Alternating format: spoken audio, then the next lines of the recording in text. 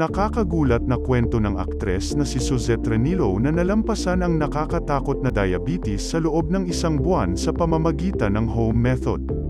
Minsan ay kinakailangan ni Suzette na talikuran ang kanyang acting career dahil sa diabetes. Ang patuloy na pamamanhid at pangingilig ng kanyang mga braso at binti kaya minsan mahirap para sa kanya ang lumakad at pwede lang siyang umupo sa isang lugar.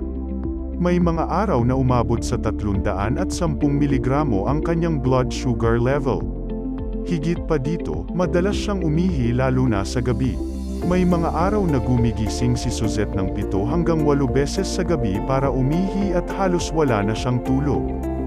Dahil dito, lumala ang kondisyon ng kanyang kalusugan araw-araw at naapektuhan ang kanyang trabaho.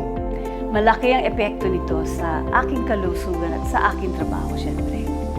Kailangan kong magpahinga muna mula sa aking trabaho para mag-improve yung kalusugan ko. Sa kanyang yugto sa diabetes, sinubukan ni Suzette ang maraming gamot.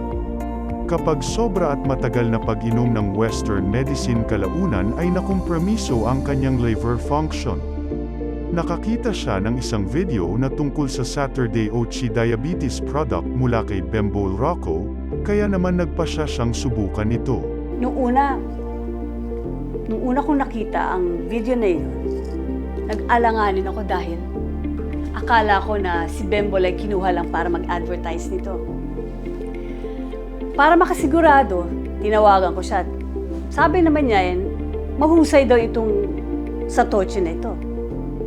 Siya mismo ang uminom ng satoshi araw-araw para bumaba ang kanyang blood sugar.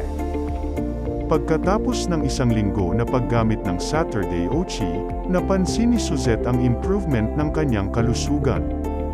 Ang pamamanhid at pangingilig ng kanyang braso at binti ay nabawasan. Pagkatapos ng 2 buwan ang kanyang blood sugar level ay bumaba sa 229 na miligramo. Sa isang gabi, kailangan na lang ni Suzette gumising ng 2 hanggang 3 beses para umihi at nagsisimula na siyang bumalik sa kanyang acting career. Masaya si Suzette at nagpapasalamat sa Saturday Ochi. Nagawa niyang takasan ang matinding sakit ng diabetes at tuluyang inalis ang mga komplikasyon.